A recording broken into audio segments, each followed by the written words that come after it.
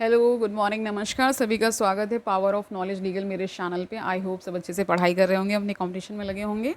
और आजकल हम मेंटल हेल्थ पे बहुत सारा ज्ञान लेकर के आ रहे हैं, आपको अवेयर करा रहे हैं बहुत सारे इश्यूज से। आपको कहानी के माध्यम से बहुत बहुत सारा ऐसा ज्ञान दे रहे हैं जिससे आप अपने आप को सशक्त कर सकें। आपको इन जो बीमारियां जो बहुत सारी हैं ना, मेंटल इश्यूज़ भी बहुत सारे होते हैं, मेंटल इलनेस कई प्रकार की है, उनके प्रति हम जागरूक कर रहे हैं, आपको पॉजिटिविटी से भर रहे हैं कि आप इन बीमारियों से लड़ सकते हैं। कुछ ना कुछ छोटे मोटे चेंजेस करके अपनी लाइफस्टाइल में आप बहुत बड़ा परिवर्तन ला सकते हैं। तो हम कहानियों के माध्यम से मिनी स्टोरीज़ लेकर के आ रहे हैं ताकि आपको बता सकें कि जब हम अपना दैनिक जीवन जी रहे होते हैं तो बहुत सारी मानसिक, शारीरिक ये सब परेशानियां आती हैं। हम कभी कभी दबाव में आ जाते हैं, मानसिक दबाव में आ जाते हैं। कभी हम किसी विषय को ठीक से समझ नहीं पा रहे होते हैं क्योंकि हमारे अंदर कुछ ना कुछ मानसिक रोग पकड़ चुका होता है, इसलिए हमें क्लैरिटी नहीं मिल पाती। ठीक है, तो आज हम जो टॉपिक लेकर के आए हैं, नज़रिया, भरोसा और धारणा। ठीक है, इसके बारे में जानते हैं, डिस्पेंजा क्या कह रहे हैं इसके बारे में जान लेते हैं। आइए शुरू करते हैं आज का सेशन। Let's get started. तो देखिए, इंडोनेशिया का 12 वर्षीय लड़का खाली खाली नज़रों से ताकते हुए अपना मुंह खोलता है और जकार्ता के एक पार्क में खड़ी जिज्ञासु भीड़ के हाथों अपने मुंह में कांच का टुकड़ा, टूटा हुआ टुकड़ा डलवा लेता है। और वे सब पारंपरिक जैवनीज तंद्रा नृत्य, यानी इसको बोलते हैं कुडा लंपिंग, देखने के लिए जमा हुए हैं। वह लड़का कांच चबाकर निगल लेता है मानो उसने कोई मुरमुरे चबा लिए, जैसे आप मुरमुरा खाते हैं ना, उस तरह उसने किया। इस पर कोई दुष्प्रभाव नहीं दिखाई पड़ता। तीसरी पीढ़ी के कुडा लंपर नर्तक के रूप में वह 9 साल की आयु से इसी रहस्यमयी तरीके से कांच निगलता आ रहा है। उनके पारंपरिक नृत्य दल में 19 और लोग शामिल हैं। वे हर प्रदर्शन से पहले मिलकर एक जैवनीज मंत्र पढ़ते हैं। उनमें से एक के भीतर मृतकों की आत्मा है ना, नृत्य के दौरान विराजमान रहती है, जो उन सबकी जोखिम और पीड़ा से रक्षा करती है। तो देखिए, इस तरह के केसेस आपको इंडिया में भी बहुत सारे अवेलेबल होंगे जहाँ पे इन सब की प्रैक्टिसेस की जाती हैं कि उनके ऊपर आत्मा आती है, उनके ऊपर माता जी आती हैं, उनके कई ये आपने देखा होगा टीवी चैनल्स में भी ये सब चीज़ें आती रहती हैं, है ना। आप देखते होंगे अपने आसपास भी। अगर आप किसी रिमोट एरिया से बिलोंग कर रहे हैं तो ज़्यादातर वहाँ पे ऐसे केसेस आपको बहुत ज़्यादा मिलते हैं, है ना। मतलब कोई भी एरिया से अछूता नहीं है, लेकिन ज़्यादातर वहीं को देखने को मिलता है। वह लड़का और उसके साथ ही अपालाची के सर्पों को अधीन करने वाले ओझाओं से अलग नहीं है, जिनके बारे में पहले अध्याय में बताया गया था। वे लोग आत्माओं के वश में आकर विषैले सर्पों के साथ नाचते हैं, उन्हें अपने गले और बाजुओं में लपेट लेते हैं। ऐसा लगता है कि उन पर सर्प विष का भी असर नहीं होता है। ये वे फिजी के आग पर चलने वालों जैसे ही हैं जो गर्म सफ़ेद पत्थरों पर चलते हैं। तो देखिए, ये सारे करतब आपने शाबाश इंडिया वगैरह आता था, उसमें लोग ऐसा करतब दिखाते थे, अपने बालों से चोटी बना करके वो ट्रक को खींच रहे हैं, कोई अपनी दाढ़ी के बालों से इस तरह से करते थे, आग पे चल रहे हैं, अंगारों पे चल रहे हैं, सब स्टंट्स होते थे ना, आपने देखा होगा। जिन्हें कह रहे हैं कि जिन्हें लाल जलते अंगारों, वही बात आ गई देखिए, जिन्हें लाल जलते अंगारों के साथ घंटों तपाया जाता है।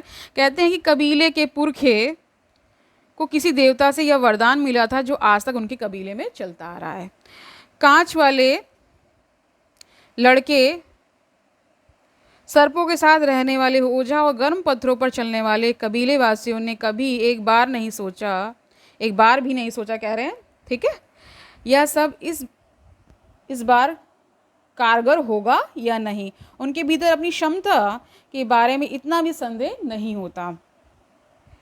उनकी ओर से ऐसा जोखिम से भरा कदम उठाने का निर्णय, उनका संकल्प, परिवेश और समय आदि मिलकर उनके शरीर के जीव विज्ञान को इस तरह बदल देते हैं कि उनके लिए असंभव को भी संभव बनाना सरल हो जाता है। तो देखिए, यहाँ पे कल हमने आत्मसमर्पण, विश्वास, ये सब जाना था ना। तो कई बार एक अलग लेवल का जब विश्वास हो जाता है, भरोसा हो जाता है, नज़रिया उनकी होती है, उनकी धारणाएं होती हैं, वो काम कर रही होती हैं, वो प्लेसिबो का काम कर रही होती है, और उसे अनुभूतियाँ नहीं होती। बहुत गर्म भी अनुभूति नहीं होती, बहुत ठंडा भी अनुभूति नहीं होती है, ठीक है। उन्हें इसका दृढ़ विश्वास है कि उनके देवता रक्षा करेंगे, इसलिए संदेह का प्रश्न ही पैदा नहीं होता। तो उनको पूर्ण विश्वास होता है कि उनके जो देवता हैं, है ना, कई लोग को देखिए कुल के देवता होते हैं, वो सांप आदि से बहुत सारे कर्तव्य वगैरह कर्तव्य करते हैं ना, यानी स्टंट कह लीजिए, ठीक है, वो पकड़ लेंगे। जैसे स्पेशली वेस्ट बंगाल एरियाज़ में बंगाली जो होते हैं वो आते हैं ना सांप वगैरह, वो डर ही नहीं लगता क्योंकि वो बचपन से ही उनको प्रशिक्षण इस प्रकार का मिला होता है, ठीक है। प्लेसिबो प्रभाव भी उसी गहरे विश्वास के समीकरण का ही एक अंश है।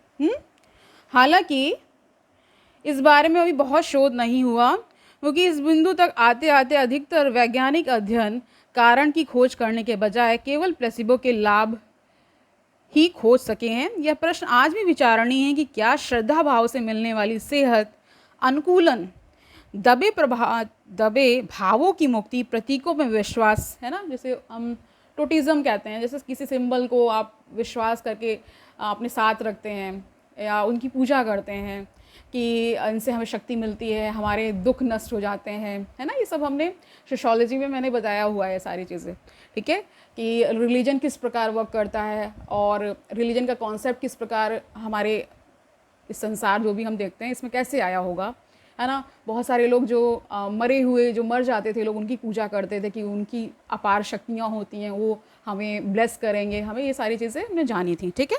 तो वही यहाँ पे भी है कि लोग इतने कर्तव्य जो दिखा पा रहे हैं, आग पे चल रहे हैं, अंगारों पे चल रहे हैं, इस तरह से, ठीक है। गहरे प्रतीकों में विश्वास या किसी खास आध्यात्मिक अनुष्ठान से आंतरिक अवस्था बदली जा सकती है। ऐसा क्या हो जाता है कि शरीर में इतने भारी परिवर्तन आ जाते हैं, या हम सब इसका पता कर लें तो क्या इसे विकसित कर सकते हैं। कह रहे हैं अगर हम इस चीज़ को पता कर लें तो क्या हम इस पर आगे कुछ नया भी कर सकते हैं, यानी बहुत बड़ा कुछ कर सकते हैं। तो देखिए ये सब हम अपने सामान्य जीवन भी बहुत सारी चीज़ें देखते हैं, हम नहीं समझ पाते ये कैसे हो गया। हम सब के अंदर वो शक्ति होती है, लेकिन उस शक्ति को जागृत करना होता है। अब देखिए एक मेंटलिज्म एक टॉपिक आता है जहाँ पे उसमें दिखाते हैं कि लोग अपनी दृष्टि से जो स्पून होता है उसको मोड़ लेते हैं, ठीक है। हालांकि वो सारी कई लोग ये भी बताते हैं ट्रिक्स होती हैं और आपको एक भ्रम में डाल करके वो सारी चीज़, जैसे जादूगर बहुत सारे जादू दिखाते हैं।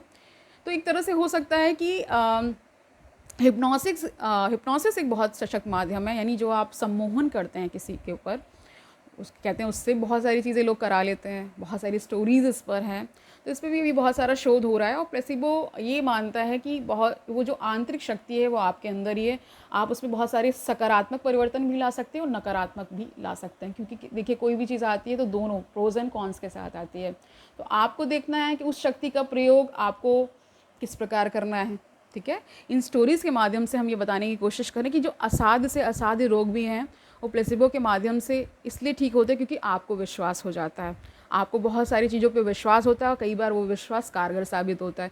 इसीलिए जब आपके डॉक्टर्स भी यही कहते हैं कि दुआ करिए, है ना, विश्वास रखिए, ये सारी चीज़ें काम करती हैं एक लेवल पर, साइकोलॉजिकल लेवल पर तो काम करती ही करती हैं। तो आज के लिए इतना ही रखते हैं, कल मिलते हैं कि एक नए विषय को लेकर के आएंगे, कुछ नया जानने की कोशिश करेंगे।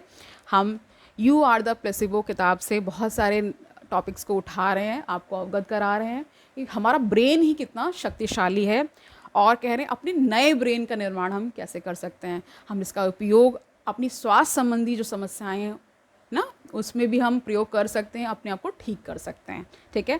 डॉक्टर जो डिस्पेंजा हमें बहुत सारा ज्ञान दे रहे हैं, अब उनकी किताब से न्यू टॉपिक्स को उठाते हैं, डिस्कस करते हैं, जिससे हमें नए विचारों का क्या ये भी होता है ये भी पता चलता है, ठीक है। कल मिलते हैं, किसी नए टॉपिक को लेकर के आएंगे, ठीक है। तब तक आनंद से पढ़ते रहिए, अपना जीवन सुख से व्यतीत करिए। पढ़ाई एक जीवन का हिस्सा है, उसे बर्डन नहीं लेना है, आराम से पढ़ते रहेंगे, निश्चित ही आपको अपना लक्ष्य मिलने ही वाला है, ठीक है। कल मिलते हैं, तब तक के लिए ऑल दी वेरी बेस्ट।